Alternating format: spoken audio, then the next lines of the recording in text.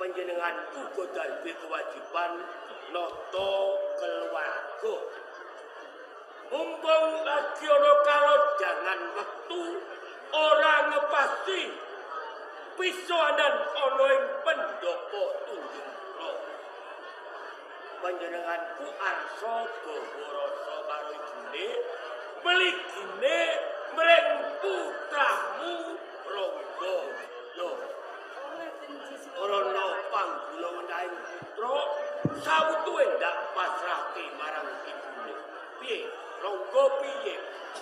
Jinuwun sewu Ciramani. Ingkang putra pun Rangga menika tansah bangun miturut menapa ingkang dados tuturipun tiyang sepuh. Nyatanipun piyambakipun nika boten nate nyangsani kaliyan tiyang sepuh kok Ramani. Kaya ngono kuwi aja mung mapan ana ing kedaling lapi. Saengga dadi atur ibune kan kaya ngono, kebak ing pangalembana marang Ranggajaya. Mengko gek kecelek sak ngertine ibune Rangga kuwi bangen miturut, nanging kalampun sak duwine ibune. Mengko gek ana apa-apa. Wis ngene. Ranggajaya kuwi putra mengki dasare mikil kakung. Eling-eling menapa jenengan kuwi pangarsa Kabupaten Tunjung Pura. Tindak sakjak ngendika sakemah dadi tepa palupining kawula. Tan bedane kaya Ranggajaya. Tumindake dadi sorotaen kawuda ana ing kabupaten. Sapa maneh Pinten-pinten dinten menika kaya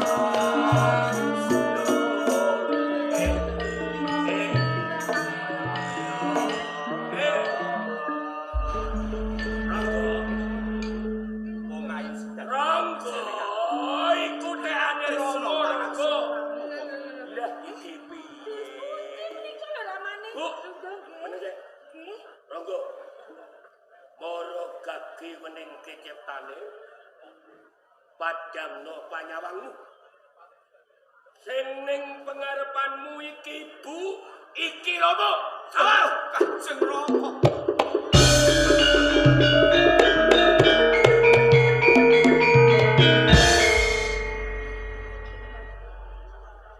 Monggo Ijih dawuh. apik kaya ngono apa yo piye Kadang duka ingkang kathah Kanjeng Rama. rahayune kedadian kaya ngene kok ning dalem upama turu-turu dalan Rangga Jaya melang-melung lauk patrape kaya wong edan tinabuhan kaya ngapa ana ing kamu apa ora arep nyangking wirange wong tuwa mula to Rangga duwe perkara apa wae kuwi aja disimpening ati dibabar diwedan menawa arep matur marang Rama ora wani lak Rangga bisa matur marang ibu Ngaten ijih Kanjeng. wis ngene mumpung Rangga ngadep Rama karo ibu jajal dibuka isane-isane ati matur karo Rama Kanjeng Rama. Menawi ing sakmangke ingkang putra matur kalih panjenengan. Menapa panjenengan boten badhe duka kalian kan putra Kanjeng? lha duka perkarane apa Ijih mawon. lha apa Ngantos ingkang putra tumindake kados ngaten. Wedal sakmenika kula kayun kalian satunggaling wanita Kanjeng. tegesenan yang asmara tresno wanita Ijih Rama. tresno wanita kuwi terus tak ge apa Kula tresna kalian wanita kala wau kula kepen palakrama kalian wanita kala wau Kanjeng. tegese tresno ora mbok ge gedolanan Boten Rama. nanging tenanan tegese Rangga kepengin palakrama Menika leres Kanjeng. iki sing diarep-arep ibumu Nggih, menika. lu kaya ngono wae kok ora wani matur Matur wae kan. Rangga rumangsahku arep njaluk apa ora duwe nyuwun malah iki diarep-arep Rama lan ibu mara to sawang Rama ibu wis sepuh rasane kaya wong ngidam ing cempaluk besok kapan kowe mengko wanita saengga Rama lan ibu momong wayah gendong putu Rangga Sedeng kapan malih badhe kelampahan Kanjeng. Kaya ngono. Ijih mawon. Bocah wadon ngendi nggih? menawa pancen cetha kuwi perkarane para gagimaku wanita kuwi sapa putrane sapa bocah saka ngendi mengko Rama sing bakal nothok koringinan jambe suruh tak lamarke Saestu badhe dipun lamaraken tanggung jawab Kanjeng Rama. Wanita ingkang kula tresnani boten wonten sanes Bibi Pujiwat Rama. Roro tiba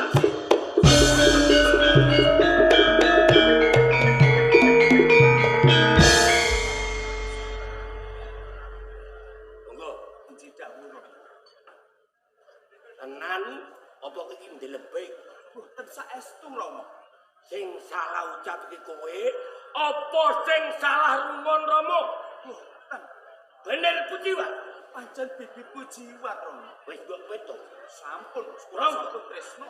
sing jenenge wong bebrayan wong omah-omah kowe ora cukup kanggo sedina rong dina yen bisa nganti kukuting nyawa wong bebrayan dipetong kanthi jlimet sok kala mangsa pedhot ana ing sak tengahing dalan apa meneh tanpa petuk tak elingno Pujiwat iki sapa putrane Rama Ageng Ngerang Yoswane luwih tuwa Pujiwat timbang kowe mongko sing jenenge wong omah-omah kakung ngomong marang putri upama kelakon duwe bojo Pujiwat apa ora kuwalik wong tuwa kono kowe calane kok dimong karo bojomu iki Lur sesambungan keluarga Panti Ngerang lan Tunjung Kula wis raket banget nek nganti kekarepanmu ngepek bojo karo Pujiwat ora kelakon iso misah ake seduluran Piye? Kanjeng Rama. Sinaosa kula lan sepuh kalian bibi pujiwat nanging ageng rastresna kula kalian bibi pujiwat. Kanjeng Ibu. Nuwun sewu Ciramani. Putra panjenengan menika namung setunggal pun Rangga Jaya. Pun tetembungan anak pola bapa kepradian. Menapa panjenengan badhe tegel nyawang Rangga ingkang nembe mawon kasmaran kados ngaten? Sinoso pujiat nika luwih sepuh katimbang Rangga. Kok monggo panjenengan kula menika suwan wonten ing Patingerang, matur wonten ngersanipun Rama Ngerang sinten ngertos penglamar panjenengan mangke dipun tampi rak boten ngertos to Ramane. Padha dene. Lho kok padha-padha pripun rak Ora sing tuwa. Ari ngono ya? Ijih. Ya. Netepi dharmane wong tuwa nuruti pamuntahe putra. Tak lamarke karo kejiwan. Ning jenenge nglamar kuwi ibarat kaya wong jejaluk. Kaya wong jaluk. Jaluk lamun diparingi matur nuwun bejo nanging menawa ora diparingi ora iso meksa. Tegese kowe kudu nampa. Injih Kanjeng. Janji Injih Kanjeng.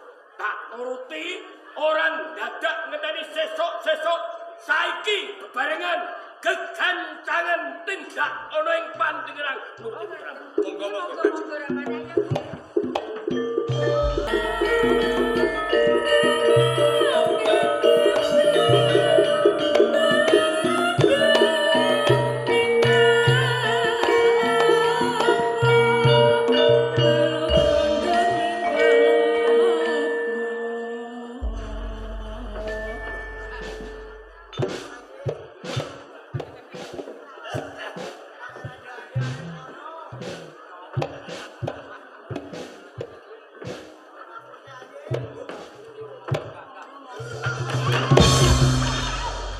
Ingkang atos-atos kawula suwunaken.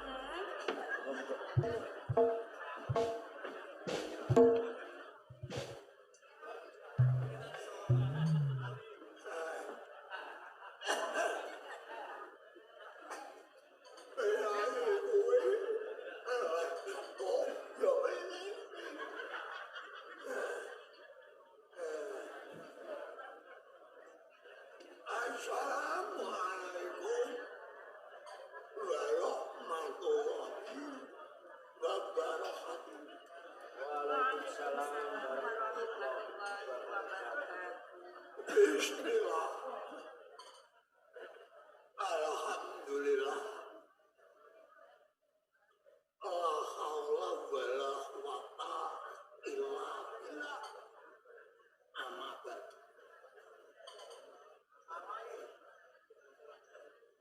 Marang seliramu putraku Umar Sabit Yosunan Mulya wonten dawuh tinimbalan winantu Basuki sowanmu ana sang wong tuwa pikantuk berkah so pangestu panjenengan Rama Pangeran ya sowan kula wonten ing Patingerang boten manggih alangan sawiji napa namung boten katalopen sungkem kula katur kinarya alhamdulillah wa syukurillah wondene saliramu ora lali purwa kecina madorake bekti karo yang tomo pangestune wong tuwa bali taman kebat anggen kula nampi mugia saged tambahi teguh kayuanan kula ya radene kadangmu derek enangin ing pasaman ndak keparengke lungguh sing panggung iku dawuh Nene Pojiwan Dawuh tinimbalan dalem Rama Sunaken. putrane Rama kang jahat ndak tresnani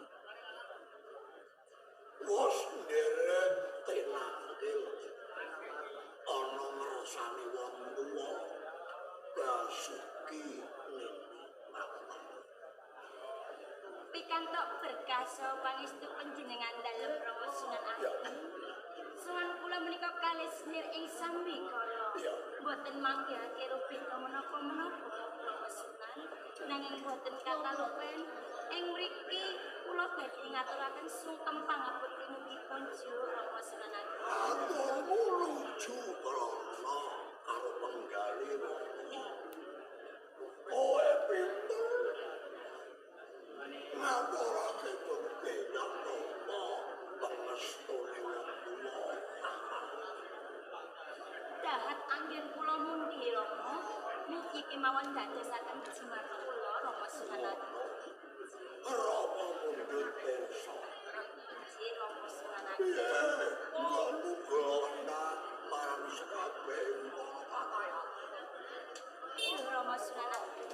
Anggen kula nggulawuntas sedaya para putri Fatayat wonten ing Kasunanan Ngerang mriku sampun besus, sampun katam sedaya anggenipun maos Al-Qur'an Rama. alhamdulillah. Pakaryan jadi Mangestu akan dawuh Rama ning Sunan. sone melo jiwa. Kados pundi Rama?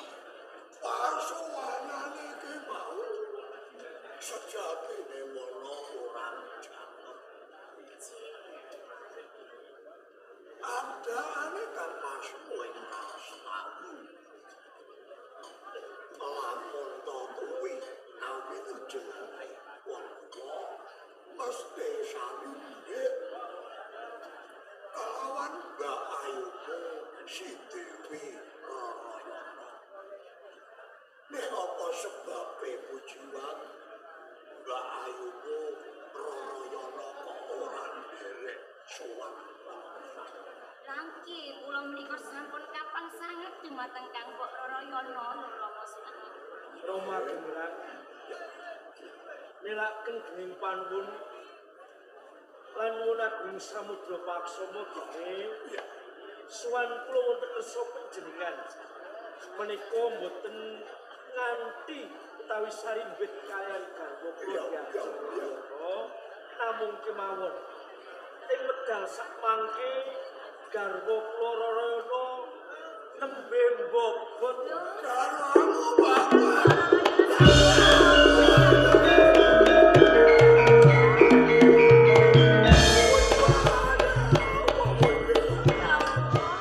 Cirama sampun susah Cirama.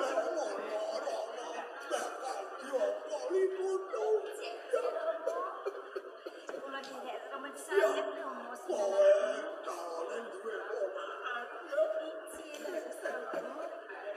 Syukur alhamdulillah Cirama.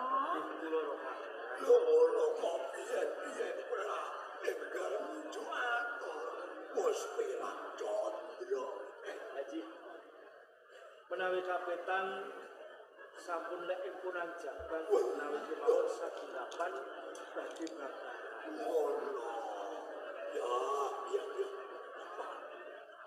Assalamualaikum. Waalaikumsalam warahmatullahi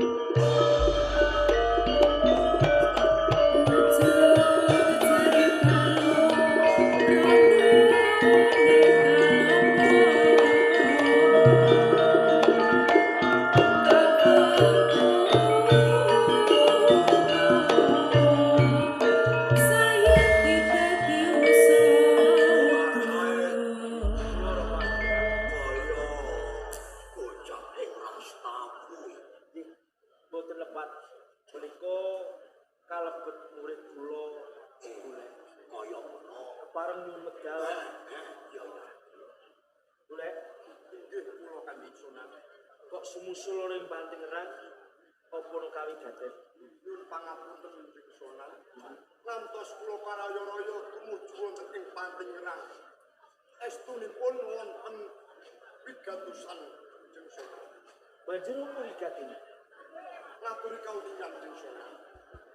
Bilih ing wekdal sakmenika Dara Ayu Rarayana dipun bradat dening maling kentiri Kanjeng Sunan.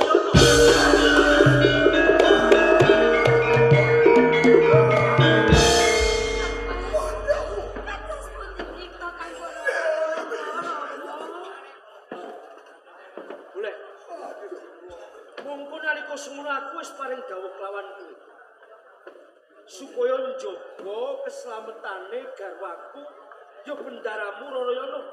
Ning dene apa? Yen to nganti kedadian kabradat dening liyan. Jur kowe meneng wae kepiye? Nun pangapunten Kanjeng Sultan. Kula lirga anggenipun janji. Wis ngene. Iki tanggung jawabku. Mergo diajeng Rarayana kae garwaku. Saiki kowe bali ana Ratawu, mangsa burung murid-murid kae.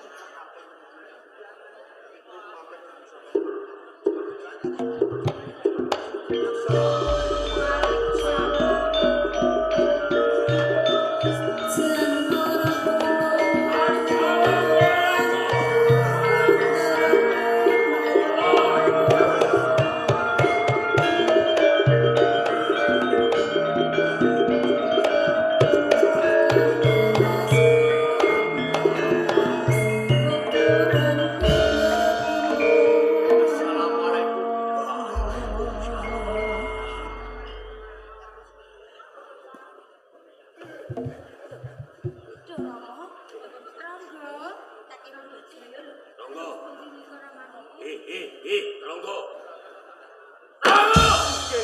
Nggih. Bro, Nggih Rama nggih.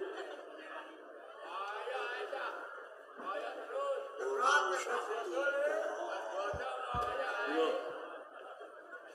Ora pancilaan.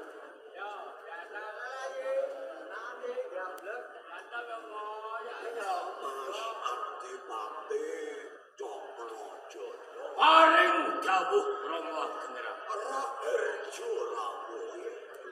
Alih ing sambikala caos sungkem kinalebetiku. Ndak tampa pangestune wong tuwa bali napa. Kapundi dadosa jimat Rama Generang. Sinasa kula taus sugeng mugi kunjuk Rama. Nyai Cokrojoyo ndak tampa pangestumu Amarana. Muji sanget ing pamundi kula Rama. Semanten ugi kula ya ngaturaken sebah pangabdi kula mugi kunjuk. Kamu wong karo panjenenganku eyang sapa ngerti mati Cokro. Menika yoga kula Rangga Jaya. Rangga Salah Jaya. siji Jebul saiki wis diwasa. Ya ya tampa pangestune yang bali tangan. Sangat anggen kula mriki dadosaken jimat. Ana ngerti mati Cokrojoyo. Dadekake kagiyane wong tuwa. Adoh saka tunjung kula. Tumapakna pantingrang tindakake apa kuwi kawilujengane wong tuwa. saderengipun kula ngaturaken gatining sowan kula. Keparing kula nyuwun dawuh Rama Generang. Jalaran nalika kula lumebet wonten ing pendopo Pantingrang. Swasana peteng dedet lalimengan pindha kesaputing mendung ingkang anggedanu. Wonten kedadosan menapa Rama Generang? Nggih. Lanten sing dadi panggraitan. Lerang lagi kataman pepacuh. Lerang ana salah suwijining bencana. Kadangmu Dewi Rarayana garwane si umat saged Sunan Mulya ilang dibradat paling kendiri. Ayo.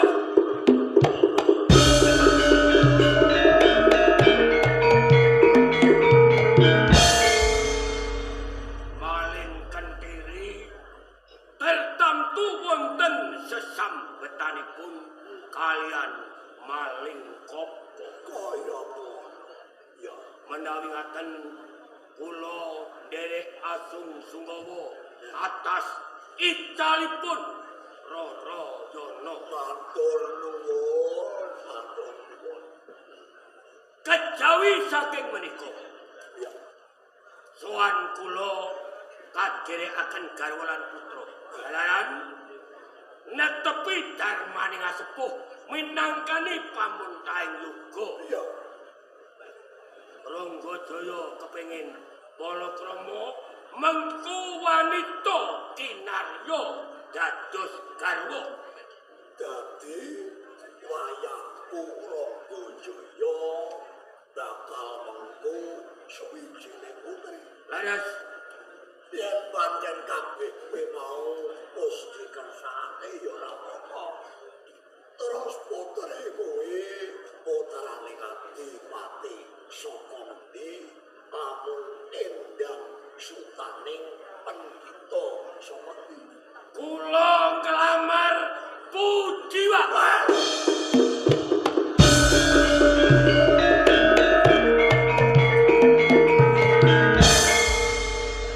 Dadi seleramu salinggih kelawan keluarga. Engrang sertane ngelamar Retno Pujiwa Laras kanggo Ranggajaya. Nggih. Ndak paribasake wong sing lagi kecoh durung asap.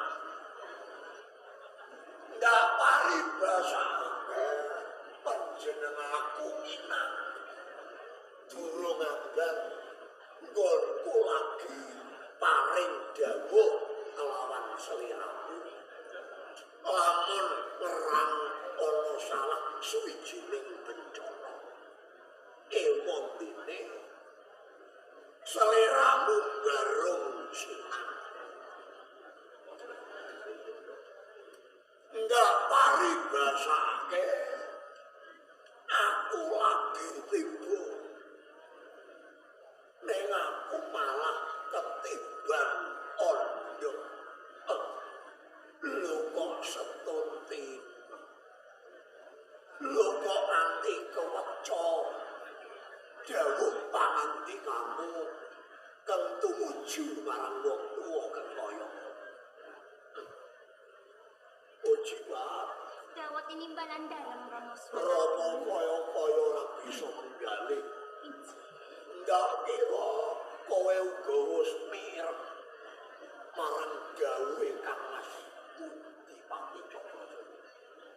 Wansuwana sing gumantok. Ongat paning jin Ya. mangestaken dawet jenengan. Ya. Para kula badhe paring pamangsulan Romo Sunan. Nyuwun sewu Kang Mas Cakrajaya. Yayi Pujiwa piye? Panjenengan menika salah satunggalipun sesembahan. Kedahipun panjenengan menika saged maos blagat lan pasungon Kang Mas. Saicalipun kambok Rara Yana wonten ing Pantingrang, keluarga wonten ing Pantingrang menika sami suka parisuka Kang Mas. Nanging panjenengan menika mboten nderek pila sungkuh, malah kapara panjenengan menika mentala barang sinanembung lamar dumateng kula. Nawi ngaten cetha yen to panjenengan menika wis ilang rasa kemanusiane Kang.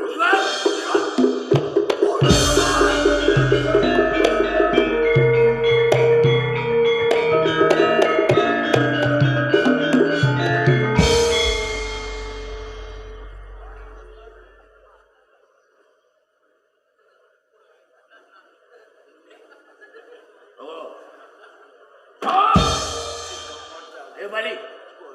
Ora rapi. Balik. Balik ora. Arep milang dia dulu. Ayo.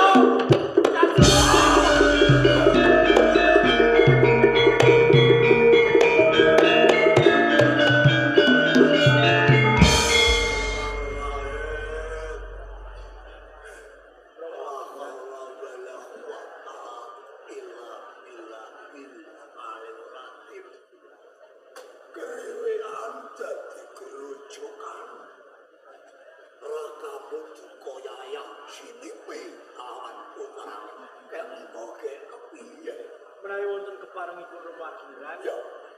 badhe nglipih dhateng Kamas Cakrajaya. Kaya ngono.